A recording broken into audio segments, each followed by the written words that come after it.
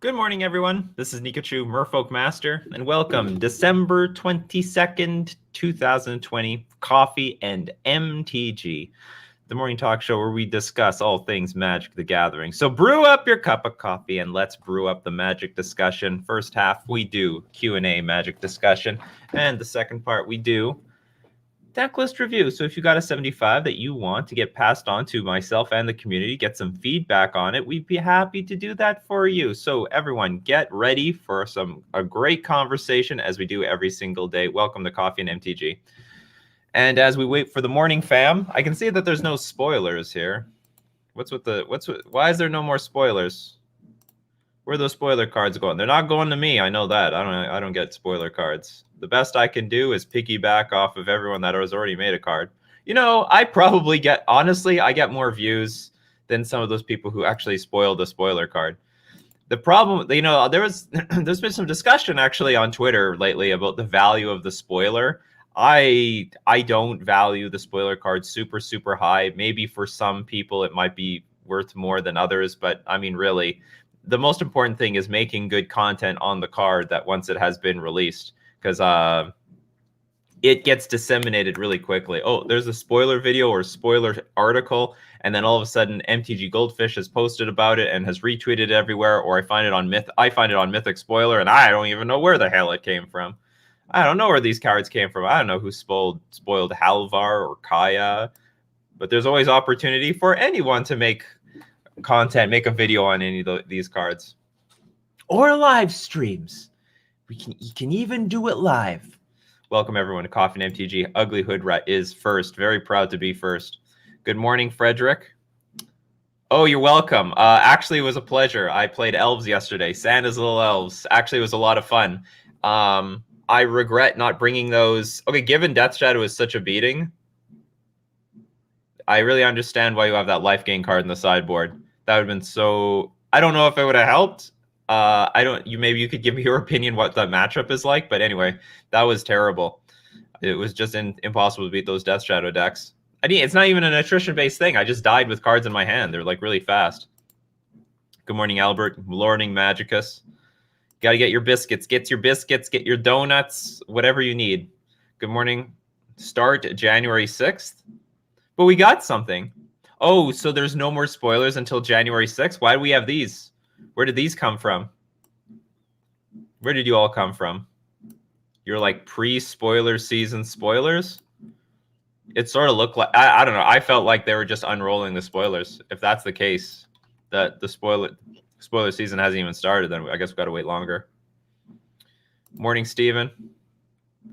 The week spoiler is over. So it was like a pre-spoiler. Good morning, Endgame, Zach. All right, we confirmed. Chat is powerful. You are like the hive mind of the Magic community, all put together. I don't know how you would do this, but I would love. Has anyone heard of Twitch Plays Pokemon, where everyone could put in a command to either move up, down, left, right, and what like commands to use? I would love for there to be something like Twitch Plays Magic the Gathering. Twitch chat literally gets to play Magic, and people can put in commands to choose things. And there was two modes I remember for Twitch Plays Pokemon. There was Anarchy, where like any command that was entered in chat would just move the character up, down, left, right, and backwards and all that other stuff. And then there was Democracy mode, where there's a bit of time for each person to vote for something.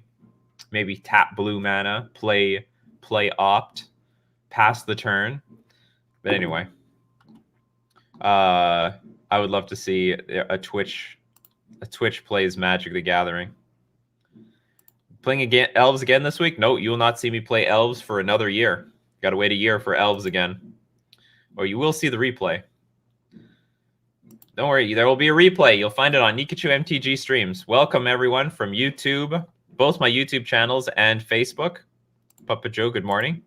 Usually casting Inscription gives shadow players life all the shadow, or to kill all the shadows, but now I'm on 4 Beast within to just kill them.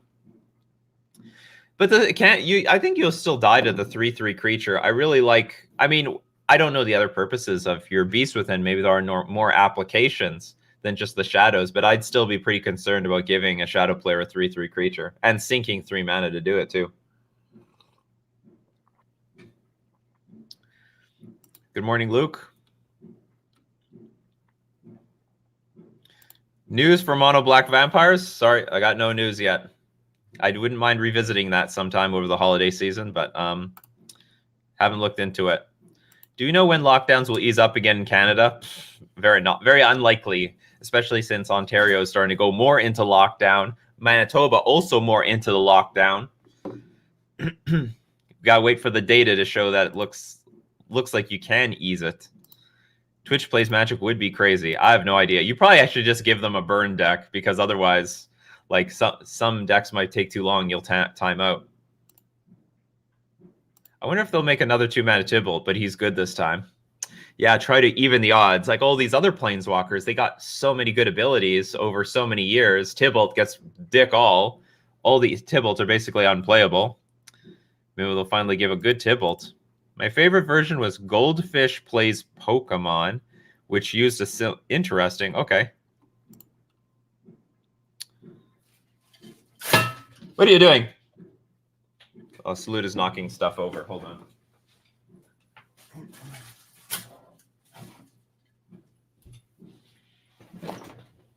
Before he makes a mess. What's up, Draw? Good morning. Good morning, Mark.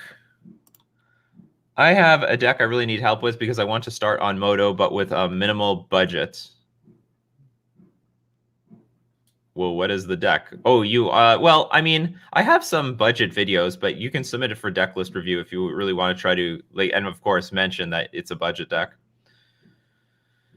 Good morning, Yaroslav. Okay, what time is it there now? I'm in the Philippines, by the way. It is 9 o'clock, 9:10 a.m. Central Standard Time, because that's when we do this on Coffee and MTG. Mondays to Fridays, 9 o'clock a.m. Central Standard Time. So far, I don't know if my schedule has to change going into the new year, but that's what it is right now. And remember, if you want to, okay, so we're getting a lot of comments. Love it. I love the interaction. I love people can enjoy Coffee and MTG every single day. It's very well appreciated here on YouTube and Facebook. We're getting like 100 to 120 people showing up every day. That's fantastic. So to get my attention, if you want your questions answered, 3 question marks before the question, 3 question marks after the question helps me find your questions in the sea of comments. Because depending on what, I'm getting all the platforms thrown at me all at once. You might be on one YouTube channel, you might be on Facebook, you might be on another YouTube channel. I assure you, it doesn't matter. Does not being on one platform or the other doesn't help your chances. Okay, so what do we got here? Okay, Frederick says, can we handle the token the warrior package is strong? Beast Within also kills planeswalker lands. Wanted an all-around kill card in green, not a lot of options. I mean, yeah, then it's Beast Within. There's nothing else. I'm just curious. Oh, you want to kill? Oh, you want to kill a planeswalker, comma land? I'm guessing Valakut. All right, Beast Within it is. So long as you can deal with the 3/3 creature. Because from my perspective, I'll die to that thing anyway. It doesn't matter. Like, because they just kill your creatures, right? They just, okay, kill creatures, a swing for 3, kill a creature, and then play another Death Shadow, and you sunk 3 mana into that thing. Whereas that life gain card was only 2 mana. But if it works for you, and I mean, you're the one testing the elf deck, then maybe that's the way to go. Salute versus a Johnny. Who would win? Ooh, good question. I mean, so I thought about this. What would be the stats of my cats?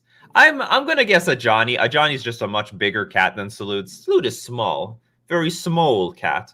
But you know what? Here's a funny thing.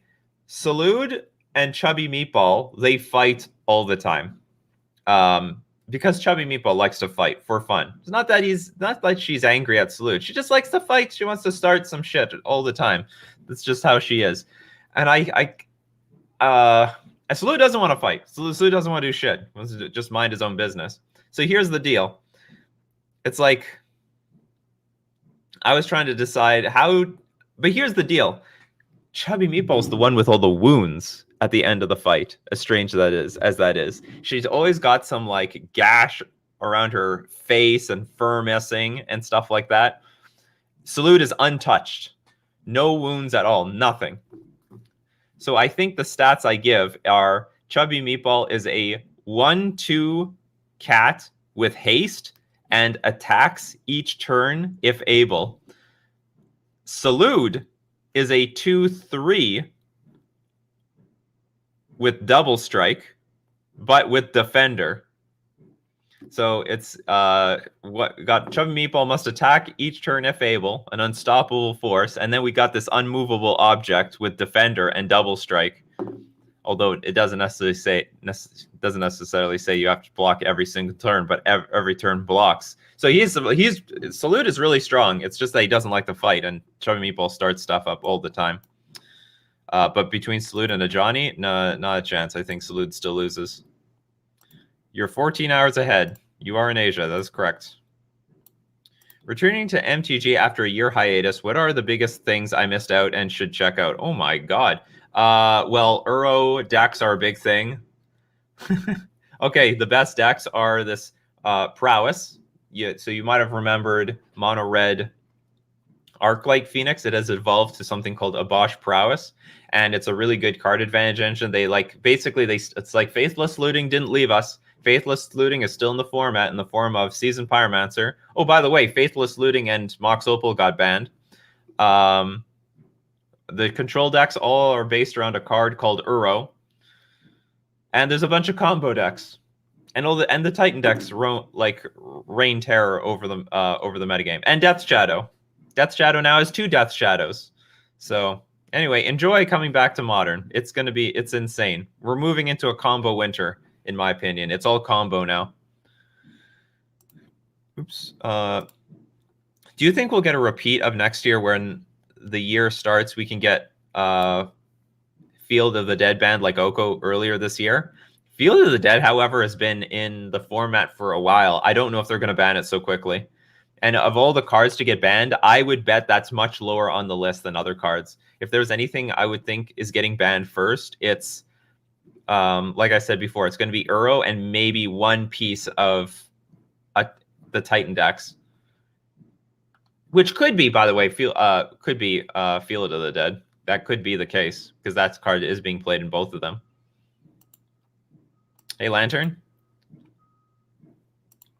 One obvious and major downside to moving to the YouTube is no salute emojis. Major deal breaker. We may need to reconsider the benefits of getting more actual viewers instead of the mean value. Actually, I can have emotes. I just haven't put them on YouTube. But then you need to join YouTube. It's like subscribing to YouTube instead of subscribing to Twitch. So you'd be subscribed to 2 different services. You'd have to pick basically which one you want to support me, or you could support on both. I would not complain. Are you going to do? I am going to do something. I don't know about banning discussion, but I'm basically going to say that there is sort of a problem in Modern right now, and the premise is basically we're entering a combo winter. The format is so heavy on combo, and it's getting worse. Like the fact that Hammer Time is being added to the list of tier decks that are competing in the metagame just means that it's all combo decks. Titan decks are combo decks. I would say the Death Shadow decks are acting more like a combo deck right now. It's very sad to say that Titan is like one of the fair decks in the format. Same thing with Abosh Prowess. Like these are very awkward fair decks because they have combo tendencies. If you tap out, you're dead. You are dead. You have to interact. If you don't interact, you're just smoked by turn 3 to 4. And then of course there's a slew of other combo decks between like Ad Nauseam, Hammer Time, Dredge. What is very prevalent right now? Dredge is not super prevalent, but starting to make a comeback. Where's my top 10 list? I don't have it here. The Titan decks are combo decks, and we have 2 different versions of Titan decks right now. They're sort of acting mid-rangey, but once they get the Titan enabled, it's over. So the format feels more centered around combo. It feels very combo-like right now. I don't know how a creature-based deck like Elves can exist. Although it has game against anything that doesn't have a lot of removal. Is it possible to raise? It's possible the raise of Soul Sisters if Prowess becomes meta? very unlikely because all the Soul Sisters have 1 toughness and they can't beat Lava Dart or Kozilek's Return for that matter. They just get all wiped away. That being said, life gain decks can exist in this metagame because there is the Heliod combo deck. There's like the mono white, not devotion deck, but there is a mono white Heliod deck that's just, it's like, I don't want to say it's like Death and Taxes, but it's like it plays with Walking Ballista, Heliod Sun Crown, what's it called? Ranger Captain of Eos. And so that's like, it's not really a Soul Sister deck, but it is a like mono white deck with an infinite damage combo. I already answered this. With the massive card pool in Modern, why has mono black control never really came around in Modern? Well, here's the deal, Ryan. Most monocolor decks are fringe archetypes. I think this is the first time in a long time that Abosh Prowess is the first like genuine monocolor deck to go tier 1. I don't know another one. Like even Death and Taxes at its best was, well, I don't know. I don't want to say at its best. It just recently mono white Death and Taxes was a pretty good option, but in the past, I think some of the more successful builds used Eldrazi, so they either went like 3 color or even white and colorless to add Thought-Knot Seer and Eldrazi Displacer. So it's really hard to make a pure monocolor deck. Like mono green, there is no mono green deck. Mono blue Merfolk might have had like very shortly was like tier 1, but it's very, there seems to be a cost to not splashing another color basically. So it's not that common. And I can't say, yeah, there has not yet been a spike for mono black yet. Just hasn't happened. Would you think the format would need to be less combo heavy? You got to ban some of the cards. I mean, as simple as that. So I don't know which deck it's centered around. It might be Uro. It might be Titan. Like these Titan decks and these Uro decks are encouraging people to play fast. If you don't play fast, you're dead. And the more combo decks that enter the format just suggest, okay, we got to be fast to beat the other combo decks. It actually, the metagame is very similar to when Twin got banned. A bunch of really fast decks. Everyone's just trying to race each other, ships passing in the night. Very difficult to interact with everyone. Everyone's just doing their own thing. Because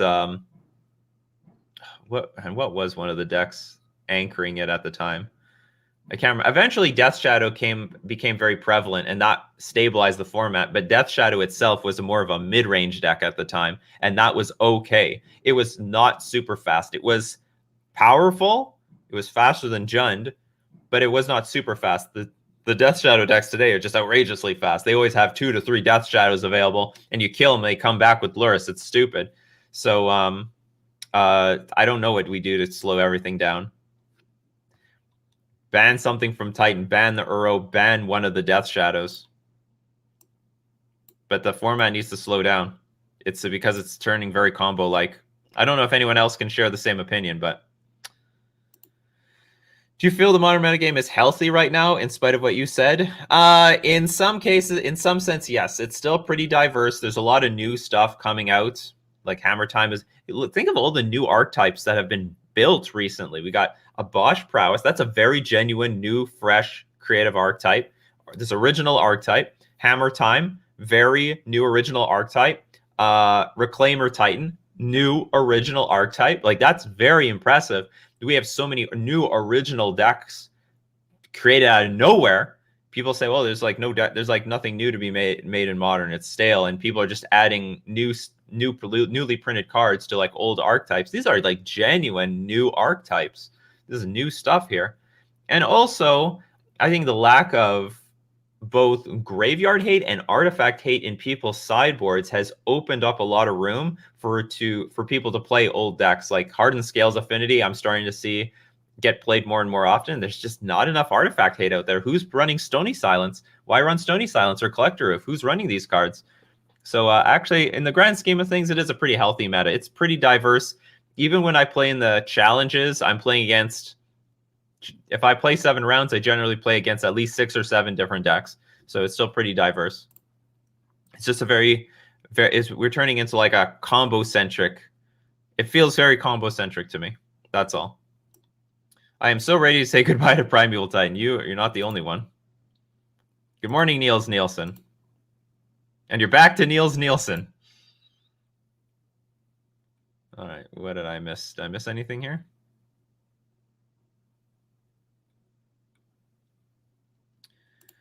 Which platform takes more cut of the revenue? Oh, Twitch. Twitch is awful for this. They take half. YouTube will take 30%. Twitch takes that's the thing. I'm trying to get to partner so I can get a better percentage.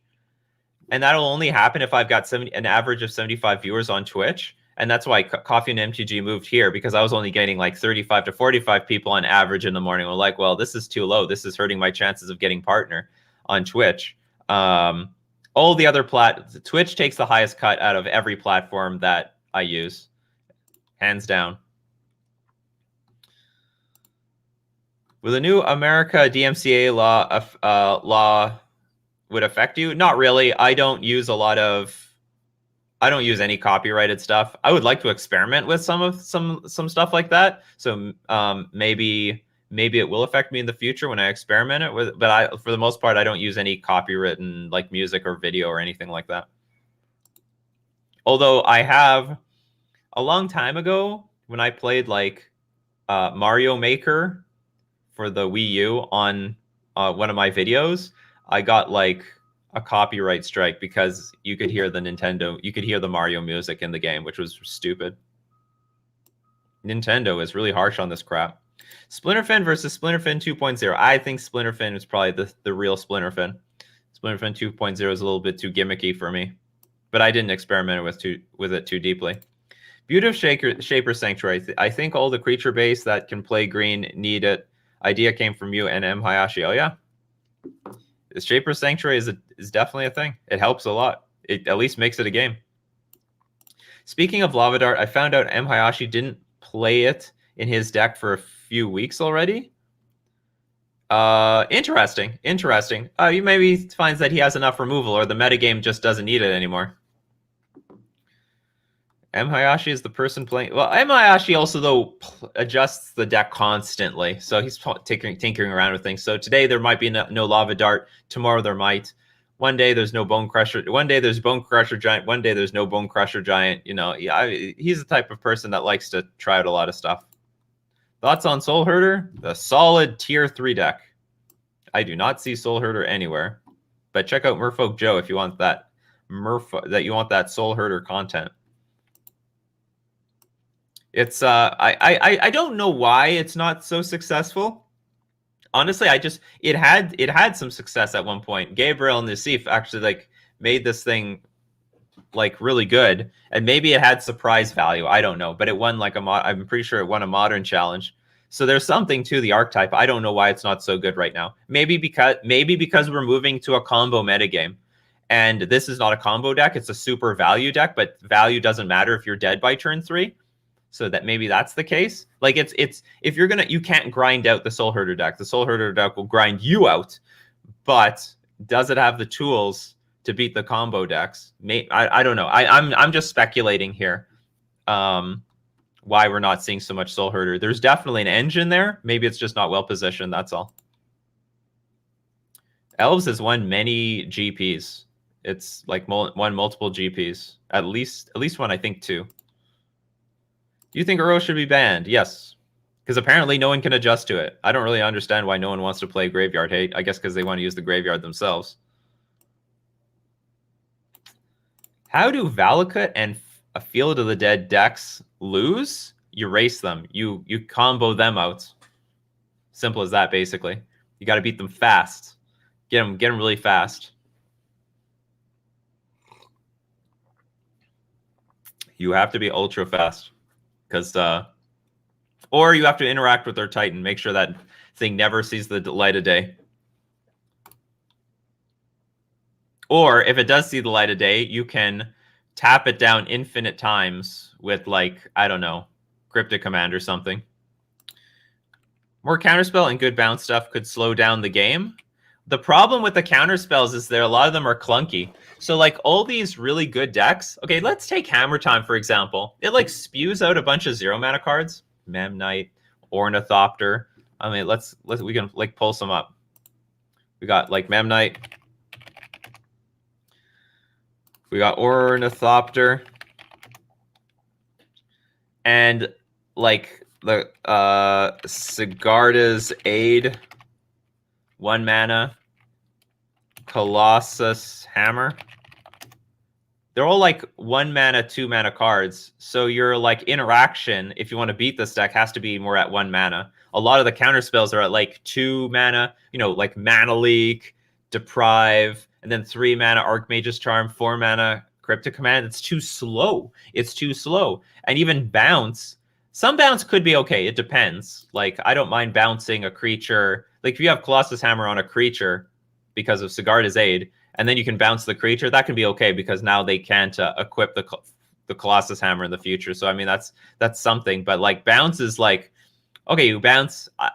Here's a classic scenario. I bounce Death Shadow back to their hand. Okay, big whoop. They play it back for 1 mana, you know? So, you can still get tempoed out by these really fast decks.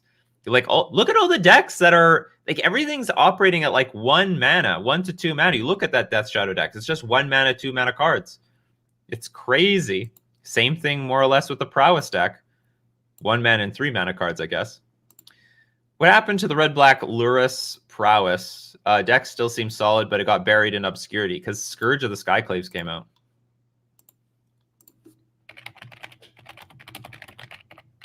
It just evolved to this. That's all. It turned into Red-Black Shadow. It's basically still around. They still play Swiftspear. Sometimes they still play Bomat Courier. So they've got they still have the prowess elements, but they are your win conditions are this and Death Shadow. So I mean, like the deck just evolved to Red-Black Shadow, and it's in my opinion, it's the second best deck in the format. It's the second best deck. It's deadly, super deadly. So it didn't go anywhere. It just evolved. Answered this already. Do you think Black-Green X mid-range are still viable in today's modern meta? Probably not. You have to make a very good case that it's better than this deck. I mean, like viable, like yes. Like I still think anything like this is still viable. It's still playable.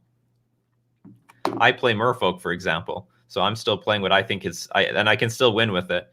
But it is obviously still like in the lower tier 2 territory, but still playable, sure. Like, it's a good question. Is it viable? Sure, it's viable, but not to tier 1.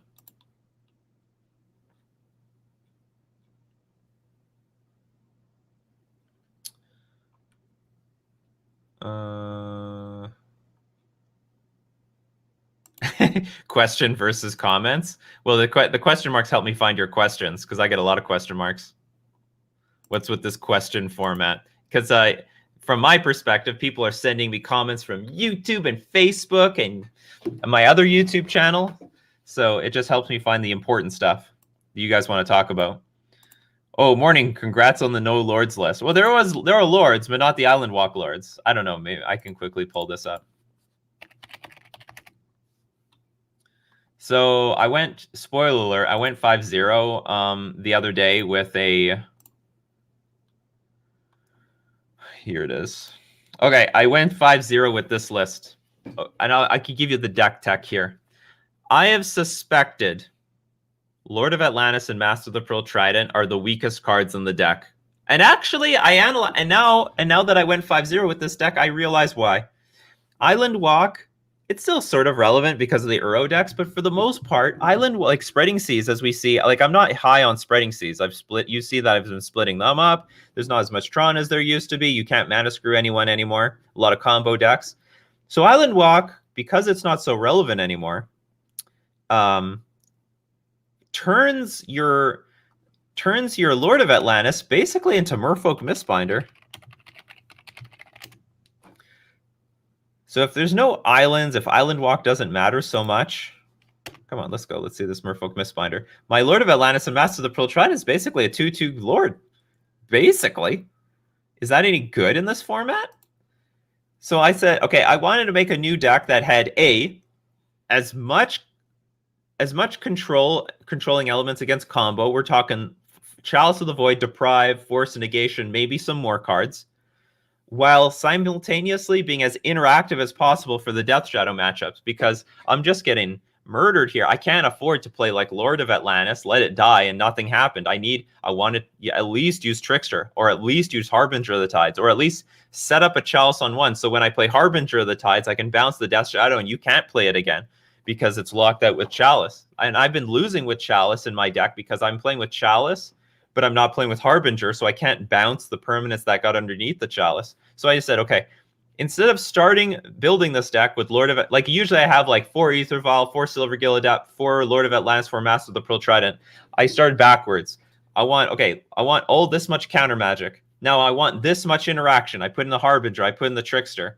Next, I want Master of Waves to compete against Prowess and Death Shadow. And it's going to be clunky in other matchups, like the combo matchups, but that's okay, because I have a ton of counter spells to beat it. I have a ton of counter spells, Chalice of the Void and Deprive.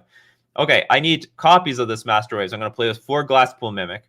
Okay, I want to clear some blockers. I want Mareregery. So in the boards, when we were on a board stall against Shadow or something, I can tap things down. And this is really powerful interaction with Trickster, because even against Titan decks, if I have like a Regery out, sometimes I beat a Titan deck because I Trickster at their upkeep and tap down one of their Karoo lands, and now they're 2 mana down for the turn. And then I put the deck away, and then next day I remember I was brewing this deck, and then I have to fill up the slots. Okay, let's add some Spreading Seas, let's add a few Cyborg cards. Okay, add a Brazen Borrower. How is it that I have old cards for everything that I want? Anyway, this deck looks great. So I sent it in, and I played a league, and I just crushed this league. I absolutely crushed it. I only dropped 1 game against a Jeskai Ascendancy deck. I crushed Izzet Prowess. I crushed Simic Uro. I crushed Sultai Uro, and I crushed one other deck. I don't remember what it is. But the deal is... anyway, I didn't play against Death Shadow, which I still need to play against. Anyway, this is the list. And one thing that inspired the list was Thassa's Oracle, because I learned from Splinterfin. That this card is actually really good at finding key cards that I need to set up my late game. So I have only 4 Master of Waves in the deck, but actually Thassa's Oracle helps me dig into Master of Waves very consistently. If I have Master of Waves in my hand, but only 2 lands, Thassa's Oracle helps me curve out. So turn 2 Thassa's Oracle, find my land drops. And actually Thassa's Oracle, I guess, is okay. Doesn't die to Stomp, doesn't die to Lava Dart, very resistant to those cards, so more resistant to a lot of the stuff in the metagame. I don't have anything to do on turn 1 on the draw, but that's okay, because I'm going to stall the game with Harbinger and Trickster, and I have extra Harbingers and Tricksters with Glasspool Mimic. So anyway, I had a clean 5-0, and I'm hoping to experiment with this deck a little bit more. That is my situation, and hopefully it gets published, because it'll be the most head-scratching deck ever to get published. No Lords, no Island Walk Lords.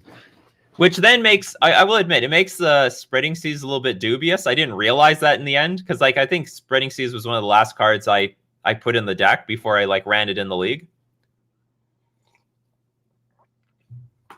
It's possible. In retrospect, there should be no Spreading Seas in the main. I should have 2 Force Negation in the main. All the Spreading Seas should be on the sideboard.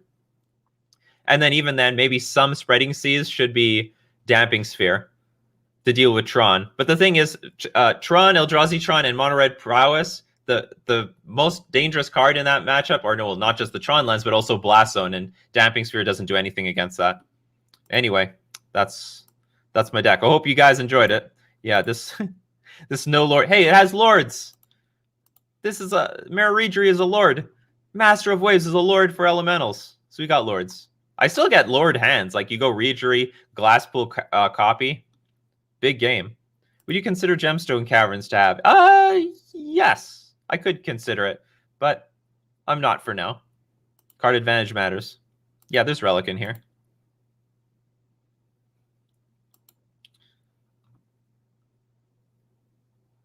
How did you settle on Merfolk being your lane? It's a deck I just keep winning with. There's no explanation. Okay, hold on. I got to go back. There's a bunch of other comments in the past.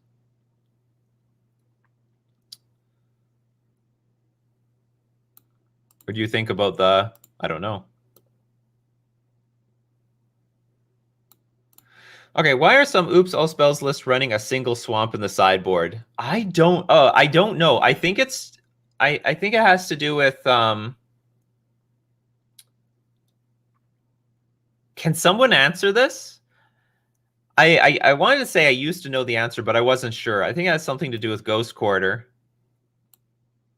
Does anyone... There's got to be someone out here that knows the explanation why. Like, and I think for the most part they don't run it anymore, but there was a reason. Somewhere between Ghost Quarter, Field of Ruin.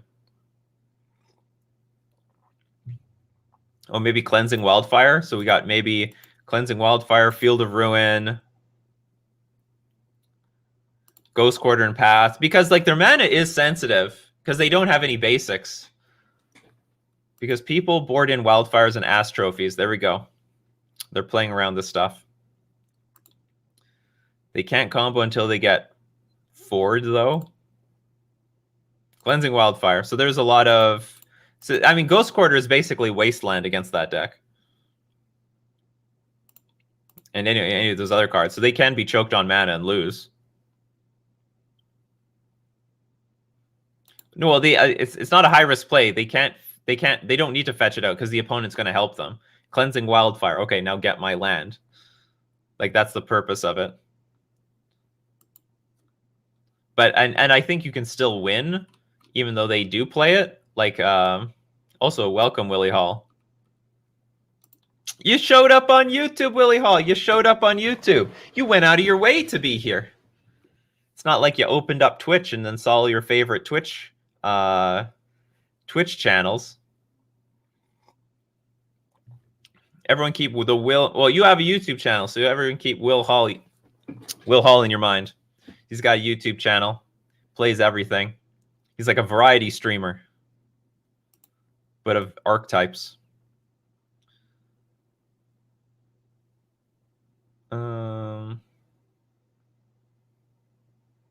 What do you think about 5-color elementals? It was underrated at a time, but maybe now it's overrated because of the amount of removal in the format and also the combo-centric nature of the format. But I think this is an underrated archetype. This is a very underrated archetype. Maybe there's actually more room to improve this deck because you have 5 colors. You have access to all the elementals, so there's likely some good adaptation there. I can't believe like that deck was really hot for a while, and there's no way in my mind to believe that that deck is garbage now. There has to be something there, but the right person needs to take the time to turn into a real deck. Just joined. Did you already talk about my 5-0? I did, but I don't know if you were around to see it.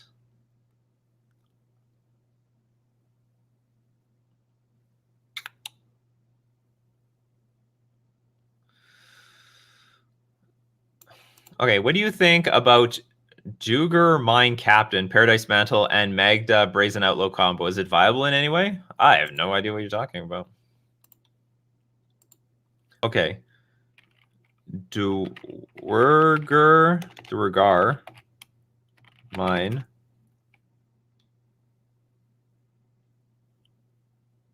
Okay, white and 2 generic, or sorry, hybrid, white and red. Untap attacking creatures get +1, +0 until end of turn. Would this work?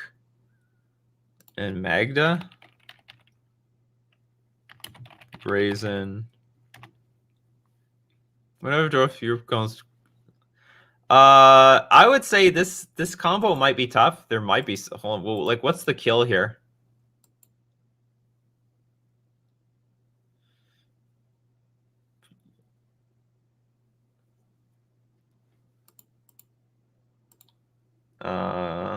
So like I don't think so unless I'm missing something. I don't know what the kill is because this costs 2 mana to untap. So I understand that when you're tapping it, you're going to get a treasure counter, or so you're going to get a treasure token, but then you have to sacrifice it to get the mana, right?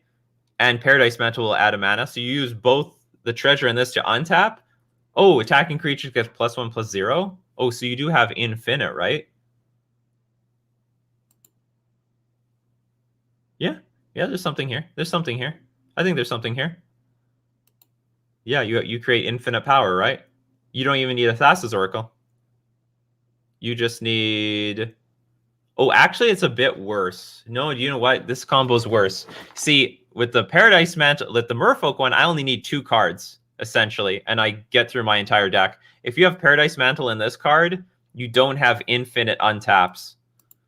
And you actually need all 3 cards in play. I think this combo is a lot harder to pull off.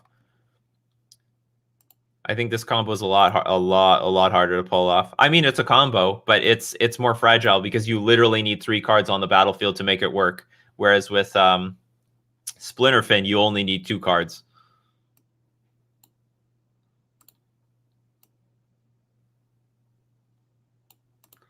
Thoughts on new deck showing up in Pioneer despite the low interest on the format? A new Paradox Engine deck, just 5-0 in last league dump.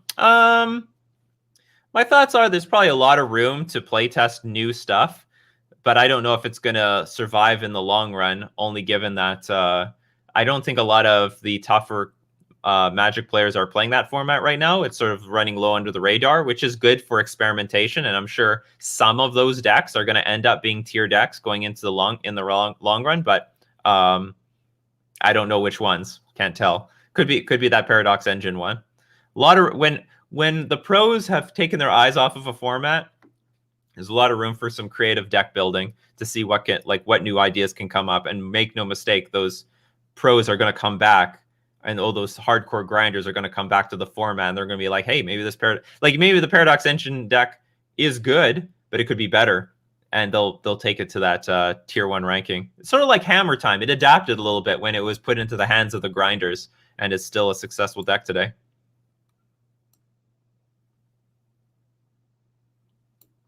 If Careful Study gets reprinted in Modern Horizons 2, I doubt it. Do you know what? It could happen. Wizards has done so many fucking stupid things when it comes to reprinting cards, so maybe they could reprint Careful Study. Do you think it'll break the format? Yes. Yes, I do. It will just go back to the way it used to be, just with more bluish decks. Why are you playing Thassa's Oracle? Thassa's Oracle, so we're talking about this list that I had here. It finds the stuff that you need. If I need a Lord, okay, let's go get a Lord. If I need Master Waves, okay, let's get a Master of Waves. So if I need a second Master Waves, let's find a Glasspool Mimic. If I got Chalice on 1 out and I need to bounce this fucking Death Shadow, it'll help me find my Harbinger of the Tides.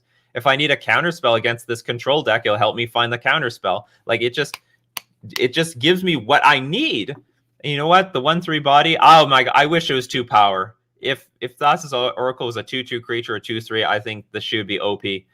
But you know what? I'll take it. Just finding what I need is just really, really, really important. I won some games because I stack the top of my deck, then I play Silvergill Adept or Crack Relic, and I just draw the card that I need, or Spreading Seas. So anyway, it was good stuff. I kind of want to try a variation of Merfolk with Deprive plus Sanctuary as a soft lock while violating creatures. Seems like a pretty low cost when we already mono blue. Actually, it's a really high cost. I'll tell you why. The cost is super high. Mystic Sanctuary requires that your entire deck is islands, basically.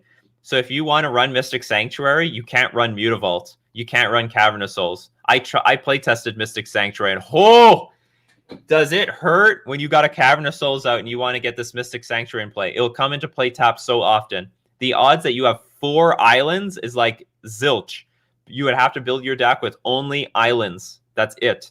No Mutavault, no Cavern of Souls. That is a huge cost that you give up. You don't have uncountable creatures anymore. You don't have extra threat density. So actually, there is a big cost to running Mystic Sanctuary. Great question. A lot of people ask me this question. It sounds good in theory, but then when you put it into practice, you realize, oh, this is a huge non-bow. Mystic Sanctuary is always coming into play tapped. It's a disaster. So, and then even when you get it online, it's like you only have a counterspell once every other turn. Like, you don't draw it immediately because you deprive, put Mystic Sanctuary into your hand. Then you draw a random card. Then you play Mystic Sanctuary, put a deprive on top. And then your opponent might play a huge threat the next turn. And then you're like, oh, I have no counterspell. And also I'm drawing a counterspell. So now I'm not actually going to get an answer to this thing. So it's actually quite awkward. Great question, though. Nikachu slowly sides out all the merfolk and becomes a control deck splashing trickster. All right, everyone. You know what time it is? It's Decklist review time. That's right. And so what once that ends up happening, in the description, I have a link to my Discord. Follow that link. Where's my Discord? I have to open up Discord. Follow that link. Go to the channel. Decklist review. Enter the command !! Review deck space. Give the URL to your deck list, and you will be chosen at random. The Q means nothing. It says you're in position 9, means nothing. You are chosen at random to be selected, so always keep submitting as we do deck list review. And you'll be entered as a chance to get your deck list showcased. And while we wait for Decklist to come in, we're going to start by thanking our sponsors, themanabase.com, your home base for everything Magic the Gathering. And the Manabase is sponsored by Fusion Gaming Online, my favorite local game store. And they have a deal of the week every week, so it's a good thing to always go check out fusiongamingonline.com to see what the deal is every week. This week, 50% off all select Christmas or select items on their store. Check out let's see what the Magic stuff is. What do we have? Magic 50 up to 50% off. Secret Lair Ultimate Edition, exclusive Planeswalker, Zendikar Rising Collector Booster, Avacyn Restored Booster Box. Check all this stuff out. Some of it cannot be sold internationally, so you got to be from Canada. Oh god, a lot of this stuff can't be sold internationally. You can get an Ultimate Guard backpack. They'll send that. Sealed product, I guess. Some sealed product can't go overseas. Well, that sucks. Can't even send boosters? Oh, it's a whole box. Whatever. Check them out at Fusion Gaming Online, fusiongamingonline.com. And we're also going to thank Mana Traders, the premier place to rent Magic cards online. And if you love your brew on Coffee and MTG or see a brew that you want to play, there's no better way to play test it or try it out than to rent it with Mana Traders. And you can support the channel using my Mana Traders link in the description below. Or if you want to try it out and get some value, save yourself some money, you can get 15% off your first 3 months using my coupon code Nikachu.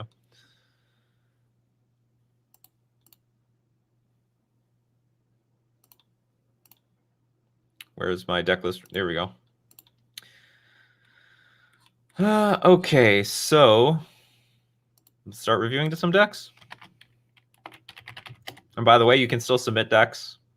All right, we got Dire Wolf. Congratulations, you're the next contestant on deck list review.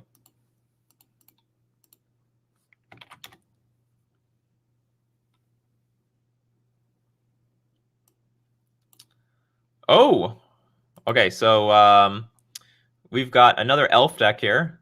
We've got Arbor Elf, Elvish Mystic, Heritage Druid, Lanor Elves, Elvish Archdruid, Eternal Witness, Beast Whisperer, Stampeding Sero, Stampeding Wild Wildebeests, and Gilt Leaf Archdruid. Okay, so first off, immediately, hold on, what's your mana base? 8 Forest, 2 Stomping Ground? Holy shit, you don't have many forests.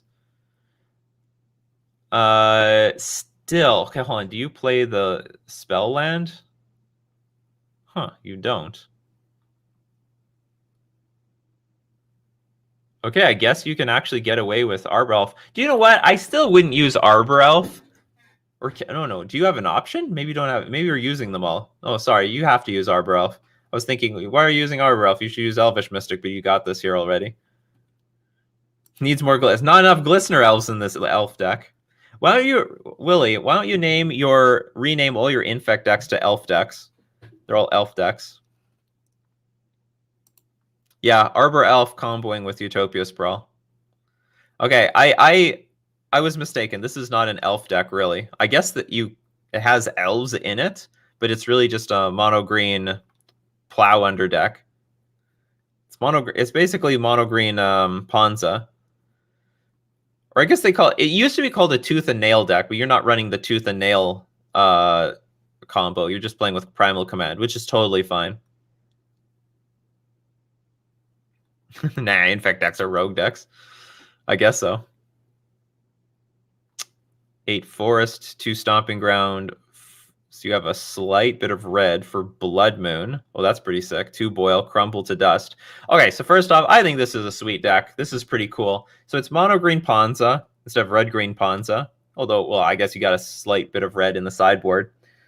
And you got a bit of you got a little bit of that like elf thing going on, you know?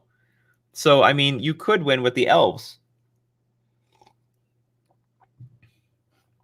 Eternal Witness. Whenever you cast a creature, draw a card. This card might be pretty weak. No, it's actually not weak. You have 29 creatures. Trample. At the beginning of your upkeep, return a green creature you control to its owner's hand. Stampeding Wildebeest. Trample. At the beginning of your upkeep, return a green creature you control to its owner's hand. So you try to do that so you have like infinite stuff to go with Beast Whisperer. Whenever you play a druid spell, you may draw a card. Tap 7 untap druids you control, gain control of all lands target player controls. This is a bit win more to me. Okay, so the cards that I find the most speculative are the Stampeding Sero, Stampeding Wildebeest, and this Gilt-Leaf Archdruid. I think these are a bit stupid cards. 7 druids.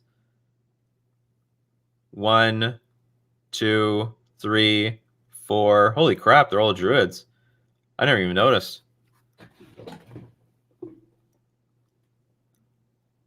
Tap 7. Okay, look, if you've got 7 creatures in play, you're just winning. This is a win more card. I would like to see these cards to be something else, like maybe 2 more Beast Whisperers and an extra Eternal Witness, which you clearly know are your like core cards, right?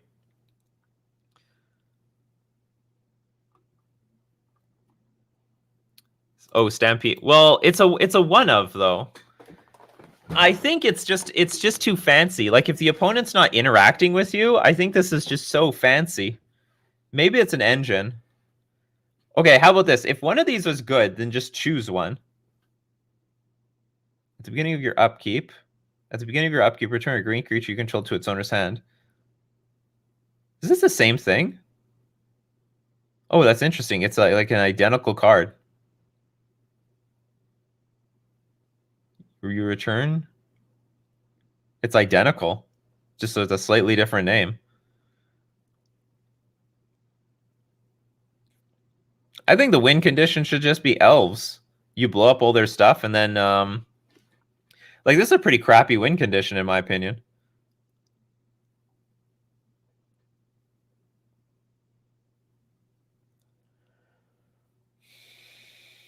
And hold on, what does Primal Command do? Search your library for a creature card, reveal it, put it into your hands. So you can find the one-ofs, right? You can find the one-ofs. This card looks so win more. If these, I love the core. Like all of this is awesome. This, Utopia Sprawl. I love all this. It's these 4 cards. I don't know what should be better for a win condition. And I'll give you this, it's beefy, you know? I mean, I have nothing against that. I mean, it can survive fucking Lightning Bolt, which is awesome. But like let's look at our removal heavy metagame. Let's say you ramp this thing out. Or let's say your opponent's been killing all your creatures and then you have this card. I mean, it's useless unless you have other creatures in play.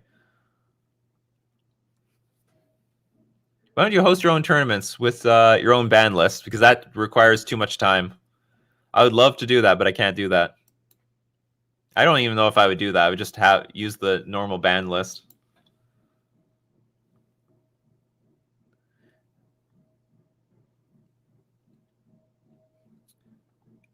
You mean these beasts? I don't know what to replace. Here's the deal. What do we replace this with? Our opponent needs. Oh, sorry. This deck builder needs a win condition. Do we have like more elves that like are lords, and we just kill our opponent with lords? Because there is that one lord that looks for each other, right? What is this? Elvish. Clan caller. Other elves get +1/+1. You can search your library for a card named Elvish Clan Caller, put it onto the battlefield, and shuffle your library. So if you got like a lot of mana with nothing else to do with it, Elvish Clan Caller can do it. I don't like Azuri honestly as a win condition. It's clunky. It's actually really clunky. Maybe Draga War Caller. Maybe this one. Smuggler's Copter is just not for this type of deck. If you start putting in if you start putting in all these cards, then you're going to dilute the elf deck.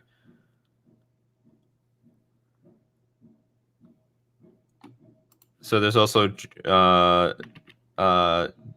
Draga War Caller.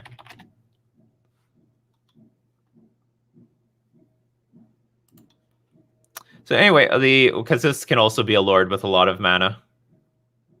Although I like the idea that you can like look for more lords. So hold on, Heroic Intervention. That's fine. Scavenging Ooze, Blood Moon, Choke. I love that you're just so all in on blowing up their creatures and stuff like that. This is pretty cool. I'm just not sure about these cards. That's all. This is like these are very weird looking cards. I know you have one-ofs and you can find them with Primal Command, but they're still like a little bizarre. I would rather use my Primal Command to do something else and just kill the opponent with just these creatures on the board and somehow maybe protect these creatures. But I don't know what the best route to victory here is. This is definitely win more. If you have 7 untapped druids in play, you're winning. Something went wrong. I mean, maybe that's not entirely true. Like, okay, you could sell me on like one Gilt Leaf Archdruid, maybe. You can maybe sell me on one of them. Because, or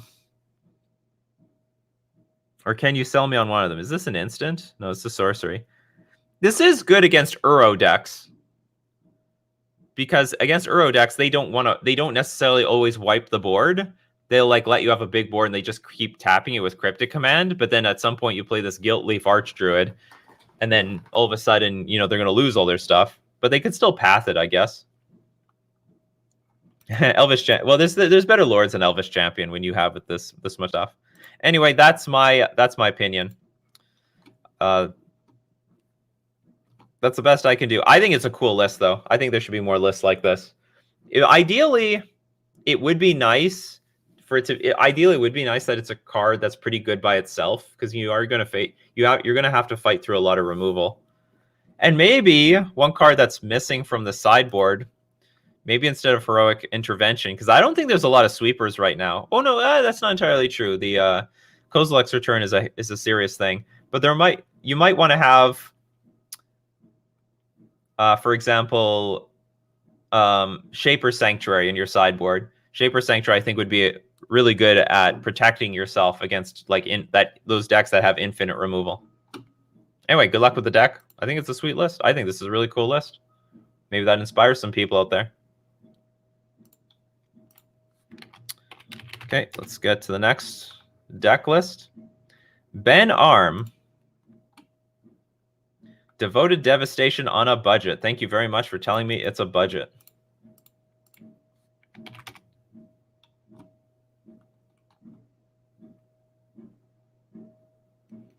Maybe Elder Gargroth, that's possible. Where am I? Okay, Devoted Devastation on a budget. Okay, we have Lurrus. We have one Walking Ballista. Is Walking Ballista expensive? Ooh, it's money. It costs money. Okay, Avacyn's Pilgrim. Oh, that's budget. Llanowar Elves. Devoted Druid. Duskwatch Recruiter. Vizier of Remedies. Portsmoutham Lunge. Apostle's Blessing. You can actually get a lot in here.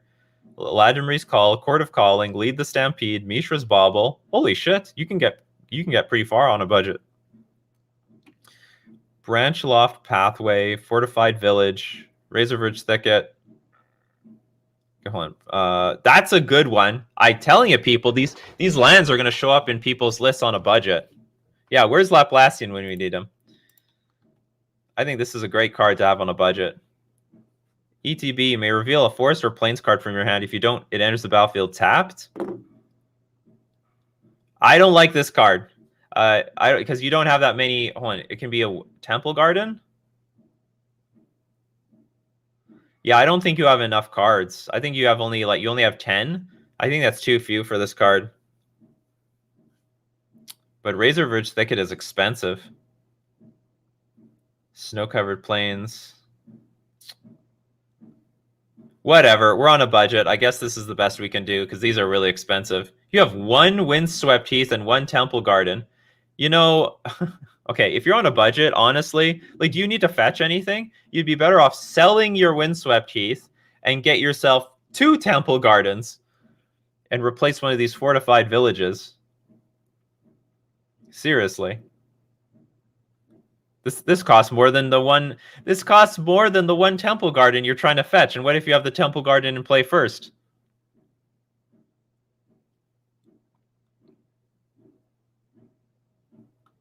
Cut Razorvidge Thicket and grab 3 fetches. Well, the fetches are the one fetch is $16, so you can't do it. Oh, I see. The 3 Razorvidge Thickets cost $17. So you actually should sell the Windswept Heath, get a Razorvidge Thicket and a Temple Garden. Remember, you're looking at it opposite Torborg.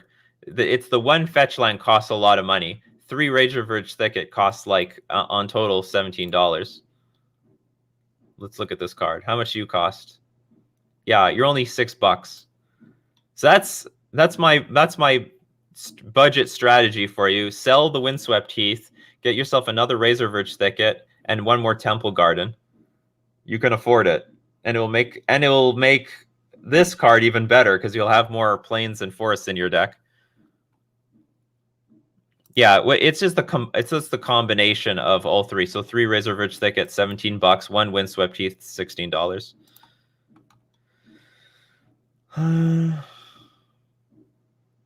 Well, brushlands do damage. And are brushlands cheap? I don't know if brushlands are all that cheap. Okay, we have Autumn's Veil. You know what? I don't think I would run this. I think you're like looking at this like a budget Veil of Summer. Well, maybe it's still okay. Maybe it's still okay. Yeah, maybe it's still okay. Burrington Forge Tender, Caustic Caterpillar. That's a good one. Path to Exile, Collector Oof, Core Firewalker. So is Voice of Resurgence... You can afford... Oh, Voice of Resurgence, wow, the price collapsed. This used to be a really expensive card. Like, we're talking pushing $30. Scavenging Ooze, Remorseful Cleric, Core Firewalker. I mean, your sideboard is fine. Okay, can we move money anywhere? Just out of curiosity. Quarter call. So you can't afford Collected Company is what you're telling me. How much is Collected Company?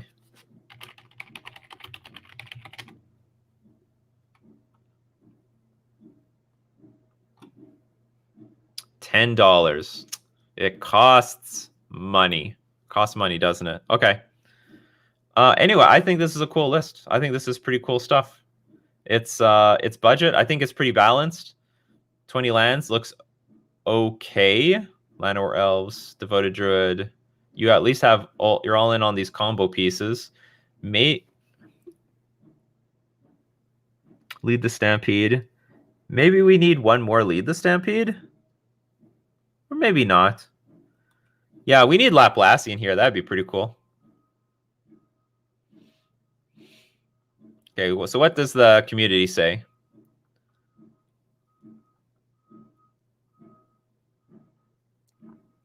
If you're trying to fight discard, I can see Veil, but if it's against blue decks, Silence is amazing. Okay, how much is a Silence?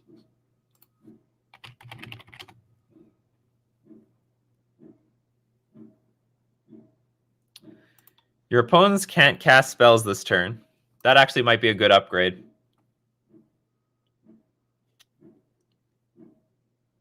It might also, well, I think Postmortem Lunge would be better than the Autumn's Veil. What is this? This actually is not cheap. It's $4. I think Autumn's Veil is worthless. Yeah, Autumn's Veil is like 3 copies is $1.32. I don't know it. Now, okay, if you can afford the $3 or 4, it's close to $4 from Magic 2014. This could be an option. Your opponents can't cast spells this turn. It's a pretty cool idea.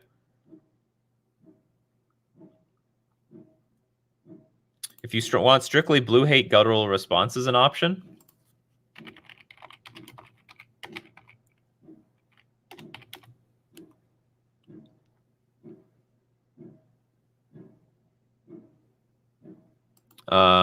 Is it just GUT?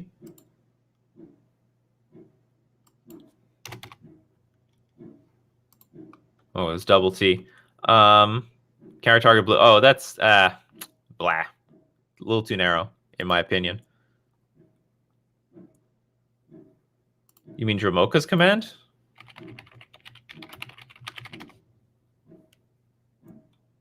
Prevent all damage. Target instant or sorcery spell would deal this turn. Target player sacrifices an enchantment. Put +1/+1 counter. I don't think, unless you're talking about Dramoka. I don't think Dramoka's command has any business in this deck. Actually, I don't know how to use any of these modes, except for maybe prevent all damage, target instant or sorcery spell would deal this turn. That's about it. But I'm sure there's a lot better cards on that one. So I like your I'm wondering if, okay, hold on. What does a normal deck, do they usually have one walking ballista, or do they have more than one? Just out of curiosity. I know you can at least tutor for it in multiple ways. You got the Chord of Callings and stuff. Oh no, you can't chord for the walking ballista. Search your library for a creature card with convert mana cost X or less, put it onto the battlefield, and shuffle your library. So you actually can't get walking ballista off of Chord of Calling. Or hold on, what happened here? No, but you don't do that ever anyway. You're just Duskwatcher recruiting it. You only need one because of Recruiter, but yeah, but what if it dies for some reason, or it's in your starting hand and they Thoughtseize it? Usually there's at least 2 win conditions, right? Because what if your Walking Bliss is in your starting hand, turn 1 Thoughtseize you? Okay, now what does your deck do? Let's go look up Laplacian really quickly. How many win conditions are in his Devoted Devastation deck? Oops, I always hit the tournament, not the deck. So he has 2 Walking Ballista here. Because if something happens to one of these Walking Ballistas, you'd be screwed. So that would be, I would highly recommend you scrap up the $10 somewhere, maybe sell the Windswept Heath, get yourself a Temple Garden and I don't know, a forest, and get yourself get 1 more Walking Ballista so that you're not screwed if something happens to this one Walking Ballista. See, I think you need a second copy of your win condition, because if you lose one, you're doomed. You're just doomed. And it could happen in multiple ways. It could happen to Thoughtseize. You might have to play it early to deal with some creature from your opponent's side of the board. And then they kill it with Fatal Push or something like that. Well, there's already Postmortem Lunge in this deck. Return target creature card from your graveyard. Hold on. It gains haste. Oh no, this is useless because Walking Bliss will come back as a 0/0 creature. Maybe, actually, you got a good point. Noxious Revival is not a bad idea. I still would prefer to have the actual card, so it's not getting exiled or something. Oh, Lurrus revives Ballista. Okay, forget it. That's a good point. We have Lurrus in this deck, so we do have infinite Ballistas if something bad happens. And this budget deck is using Lurrus. Okay. I'm sold. Maybe we don't need it. Just fix the mana base, sell your Windswept Heath, and hopefully this deck will do well. Actually, is there anything we can learn from the sideboard here? Blossoming Defense. Oh, that might be way better than Autumn's Veil. Hold on, is he using Veil of Summer? No, he's using Veil of Summer. Maybe this is better than Autumn's Veil. Veil of Summer is great because you draw a card, but this is also good because it makes stuff uncounterable. Burnt-in Forge Tender, Caustic Caterpillar, Path Exile, Shaper's Sanctuary. Oh, maybe Burnt-in Forge Tender should be in the deck? Was this in the sideboard? Yeah, you got it. Well, the mana base is budget. It's all budget. It's a budget deck. Anyway, and maybe if you want to, I don't know, maybe there should be 4 Autumn's Veil if you're going to use Autumn's Veil. Because spells you control can't be countered. I think you should have some anti-counter spell stuff. Maybe you should have the 4th Autumn's Veil just to protect yourself from counter spells. From those stupid Uro decks that have infinite counter spells.